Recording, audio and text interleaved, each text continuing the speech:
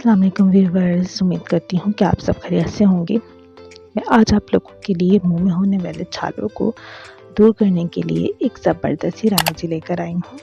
उम्मीद करती हूँ कि मेरी बाकी रेमेडीज़ और टिप्स की तरह मेरी आज की रेमेडी भी आप लोगों को पसंद आएगी। चलिए देखते हैं कि आज की रेमेडी को बनाने के लिए हमें किन किन इंग्रेडिएंट की ज़रूरत पड़ती है। आज की रेमेडी को बनाने के लिए आपको चाहिए काफूर और कत्था। आपने काफूर और कत्था हम वज़न लेना है और उसको पीस कर रख लेना है और दिन में 3 से 4 मरतबा इस पेस्ट को आपने अपने छालों के ऊपर लगाना है। इससे आपके छाले ख़त्म हो जाएंगे।